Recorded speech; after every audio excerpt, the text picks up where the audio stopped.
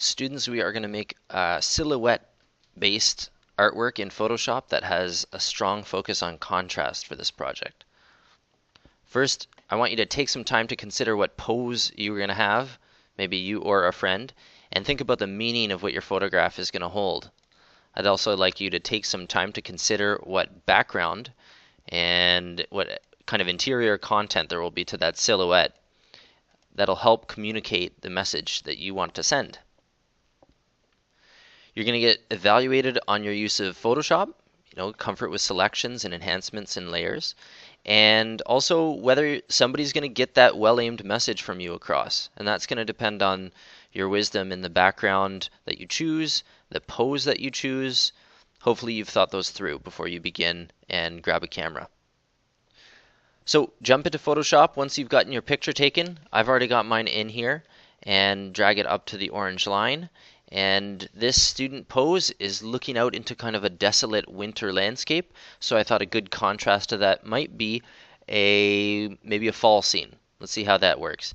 And her pose is kind of relaxed, contemplative, and I hope to energize it with those bright oranges.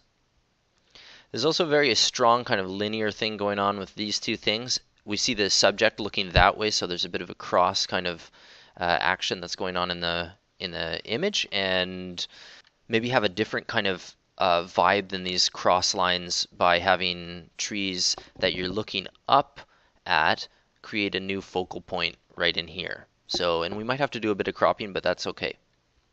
I'm going to find my picture that I'm going to put in here, open up a new tab in Chrome, and search for what you're looking for in the search bar. Trees looking up is what I have been searching for.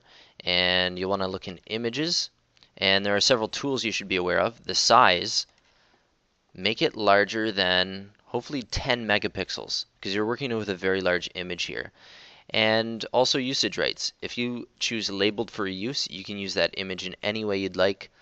You can sell it, you can work on it for school, anything.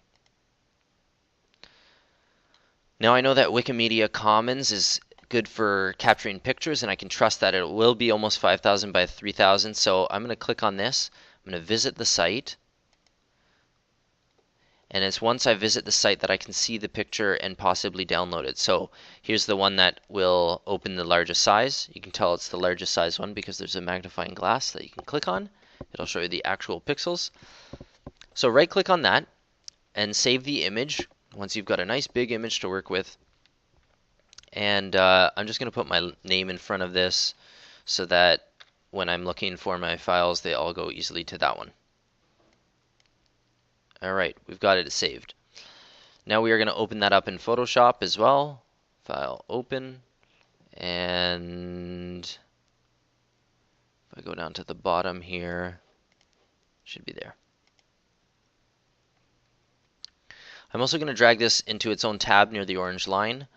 And in this image, I'm not going to start with this image. Right now it's 12.16 by 9.12 inches. I actually want to format this for an 11 by 17 inch poster. So let me make a new file, and we'll drop both this pose and the trees into it. Go up to File, New, Blank File. Doesn't matter right now what the name is. The width is going to be in inches. Going to be 17 inches wide because it's a more landscape kind of view. 11 inches high, resolution of 300 pixels per inch. Press OK. If yours is more vertically oriented, you'd switch width and height. So I need to take my Move tool, click in here, drag this in by clicking and holding and dragging into here. I can resize that in a moment, and I'm going to click on this file and click and drag this over into here as well. Good. Now I can close these up and bring that up to the orange line. In more professional versions of Photoshop, you'd be using a layer masking kind of action here. But for our purposes, we are just going to cut out the pose in layer 2 and have layer 3 hide behind it. So let's put layer 3 down below. You click and drag so that it fits underneath. And I'd like to resize this right now so that it'll fit nicely within the space. Always resize from a corner. Never stretch it out or you get ridiculous looking pictures. Very amateur kind of stuff. You will have to expand it beyond its edge, so decide what is going to get cropped out, what won't. You can use your arrow keys to move this around. And when you're happy with it, press the green check mark to commit the action. If I turn the visibility off this layer, I'll be able to see where this layer is and maximize it or shrink it down to however it's going to fit best within that pose that I've got. So I'll leave it like that for the moment. And we'll be jumping into layer 2 to select that image of the person here. So what we'll be doing is zooming in. Right now I'm holding Control and Spacebar to activate that magnification tool. Or you could use Alt and scroll with your scroll wheel mouse, or you can use Control plus or minus to zoom in on the spot that you need. And I'll be starting this with the magnetic lasso tool. I want to feather it maybe just a tiny bit.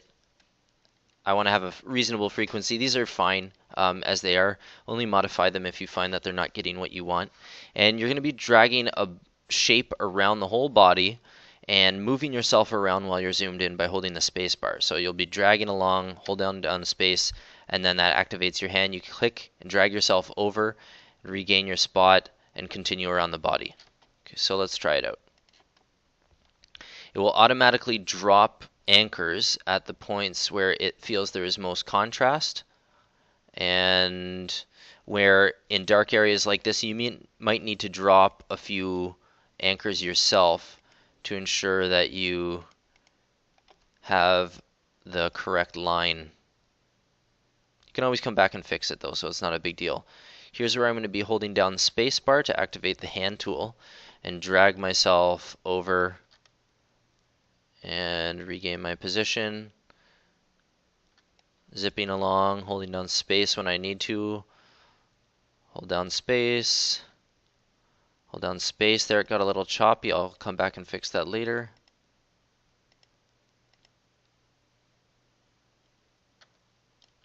And I'm just going to bump ahead so that you guys can see what it looks like when it's finished.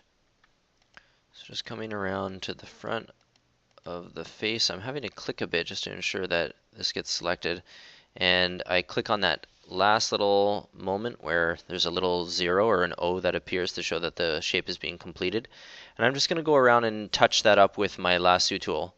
Oh, before I do that, there's one gap that's here that I need to subtract from the selection. Right now the selection goes all the way around, includes this, and I need to remove this part now. So I'm holding down Alt, and you'll see a little minus appear, and you start along an edge and you just follow that shape until you've got what you want. And we return to our starting point, little O there, click, and you've removed that from the selection. Now I have to clean up a lot of this edge with my regular lasso tool, so let's zoom in on that and do it.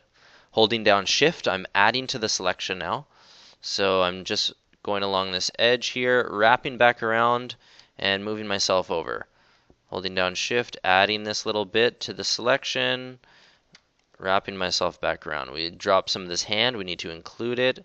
So coming along like that, back around. Hand's not bad here. I think this should be included. So hold down Shift, add this to the selection.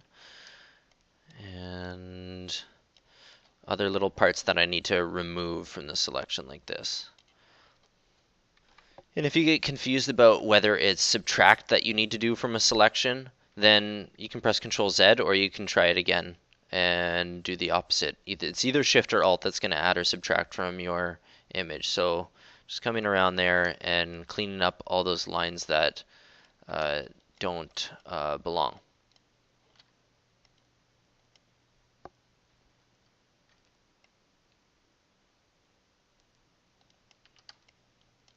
You need to be extra careful around faces because of how important they are. Alright, it's always smart to save that selection.